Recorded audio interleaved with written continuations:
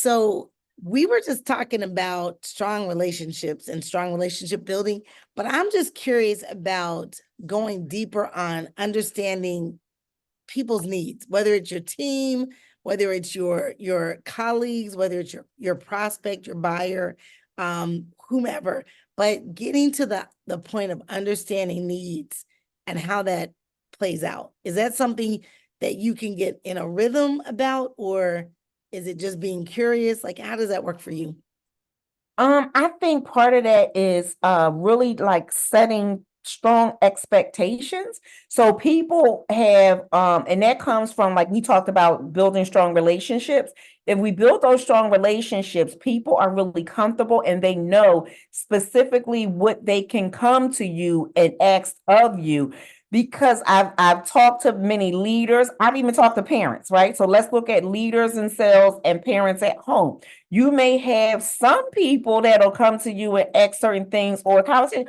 No, just go in there and ask Stacy. And they like, no. Every time I go to her, it's like, right? Don't get that same welcoming feeling. So they don't know if the expectation is to come and ask me and talk to me about anything, or she a little standoffish, and it depends on who you are, right? And then you have some children that we know who to go to get something from mom and dad, right? Or you got three children and one of the kids will say, can you go and ask mommy? Because the expectation is not set and clear, and those relationships are different. In the household, kids are different, just like our staff is different. But if we have clear expectations of what you can ask me, which should be almost anything, right?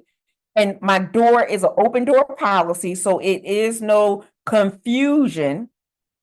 And then when you have to tell somebody no about something, give them clarity on why you said the no. So that way they don't feel uncomfortable coming to you again because they think you're going to say no next time. So yeah. Yeah, 100%. One, I was thinking the same thing when you were talking about parents, even though I know a lot of people were raised by single parents.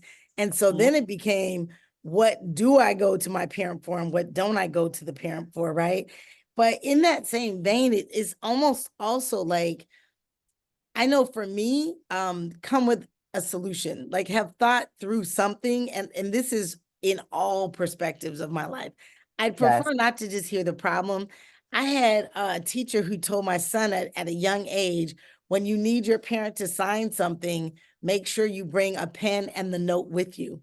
Because at Right. the end of the day, like your parent is busy and they need, so in other words, she was teaching him to be part of the solution, right? Not leave it there, I'll get to it later, and now you don't have the note, you can't go on the field trip, right? Yes. It starts very young, but at the end of the day, I think it is a matter of how we craft solutions before we walk in to talk to someone, or even to your point about expectation, maybe it's just communicating. I don't know what the solution is, so I'm actually here to see if you can help me build the solution, right? Yeah, and I think in sales, we don't say, I don't know enough, because we think that the buyer wants us to be 100% on point all the time. But sometimes we don't know. Sometimes we have to take it away, talk to our internal team, and come back. Other times it's like, I don't know, and I don't know if they're going to know, but I will get you an answer. And we're just afraid to say, I don't know the answer, and communicate that, right? I Absolutely. understand this part, but I don't have an answer for that part. So there's so many layers to this whole thing. But I think at the end of the day, it's prioritizing and placing things in alignment so that everyone understands what that process looks like and what the expectations are. Yeah. No, absolutely. And one of the things that you just shared about being okay saying you don't know, that actually builds more trust because Yes. they know that you're not going to commit to something or sell them something that you cannot deliver on. Right. When you come to them with a solution, they know or feel confident enough to know that went 122% to make sure this was the best option, best solution for them. Or you can come back and say, unfortunately, we don't have the solution for you, and Right. not tell them something completely different. Yeah. And is not really what they want and need, which is going to cause frustration down the line, right? Yeah, buyer's remorse is real. And literally, you really want to actively make sure your buyer does not look back and say, I'm really sorry I invested over here because I didn't get what I wanted. And worse yet, the person or people or company I invested with don't appear to care. Like, Right. it's one thing to not get what you want, but like if you can't find someone to help, that tends to be, and those are things that can be addressed up front. Like, what does your support look like? What does it look like when you have a problem and I need help? All of a sudden you're outlining what that looks like for the person. So there's a lot to it. We're going to get into some other Yeah. areas. Stay tuned because we're going to be talking about resolving conflicts. This is Stacy's Zone of Genius coming up. So don't go anywhere, but be sure to subscribe, hit the button, do all the things. We'll be back.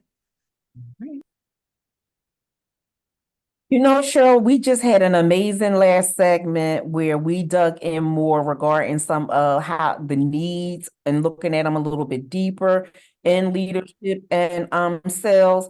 But one of the things that are always a little bit difficult in each one of these arenas is how do we handle conflict, right? And this can be definitely from a leadership perspective, but also in a sales perspective where you have teams, right? Leaders have teams as well, but looking at it from a perspective of how can we not necessarily ignore the conflict because you can't, it won't get resolved, and it just builds toxicity and within the team. So one of the things that a great leader in sales would do is making sure that we are addressing the conflict and that we're putting it out there. Announce the elephant in the room and let them know it's something that is oh my goodness, I just it'll come back to me. But bringing everybody together, putting them in a room to resolve the conflict and have a healthy debate. We're not arguing, we can agree to disagree, but we have to talk it out because there's no I in team. And guess what? As leaders, you should understand and know that you are only as strong as your team. So if we got some toxic behavior going on in the team, we got to figure out how to address those issues without it becoming, toxic, and it can't, so that it doesn't get out of control. I think 100%. And it's like you said, setting the ground rules or I have a friend who calls it code of conduct rules. So it's like, we're going to be respectful, right? We're not going to fall out and start kind of finger pointing and all the things that go with that. It also Right. becomes just, everyone has time and space to give their opinion. We have a couple that we go out with, and they apparently, when they went to some counseling years before, there was a white napkin. So when you have the white napkin at dinner, it's your turn to talk. So we're always reminding each other, like, you don't have the white napkin yet. Like, right? Because you want to catch up with your friends and like what's going on. And then people are like, oh wow, that happened to me too. And it's like, you don't have the white napkin yet. Like, let the person finish their thought. So that's also a thing, right? Where everyone gets a chance to have some input. For me in sales, right? So our goal as trusted advisors specifically, but in sales, is not to create conflict. So some of the ways that I did that was, I used to call it spinning. I would keep, because I'm calling on Fortune 1000s, I would eliminate the need for teams to spin in circles. So knowing that there are maybe 6 or 8 people in the decision making, I'm not going to call each of you separately and ask questions. And now you're doing work and she's doing work and everybody's doing all this work. And it's like for one person. And it's like, no, all of you should know, we should all be aware of what we're doing so that your team is using their time efficiently. That's another way that you can be viewed as a trusted advisor. Here's a nugget. If you try to help the buying team be as efficient and effective as possible, they have lots going on. They are not trying to spin around in circles for one provider coming in to provide one solution when they have 8 other things that they're trying to achieve before the end of a quarter. So That's just a little side note. Because the conflict will be there. Sure about you doing that? She got me doing. Right, I don't understand why she got each of us working on these pieces, and all she had to do was, right? right, They're telling you what the solution is. correct. Because they are, as leaders, we are not always on that ground floor doing the thing and doing the work. Yeah. So we think things should get done. Your team members have already figured out solutions to this stuff. So include them in some of that decision making. But I wanted to go back what I was sharing earlier, and the name, I lost the name. Sure, yeah, We do something called restorative practices to resolve conflict. okay. And the same thing, you bring the individuals in the room, everyone will know what the restorative practice, procedures and, like you said, the code of conduct of it Yeah. is. And it's similar to the white napkin, but you select the object, and when that person is holding the object, you give them an opportunity to talk, then the other person get it and they respond. It has to be respectful language Yeah, and respectful tones, respectful body language, right, while you and work on this. 100%. You don't That'll have to take you be far. perfect. You have to be Mhm. respectful. That's Yep. it.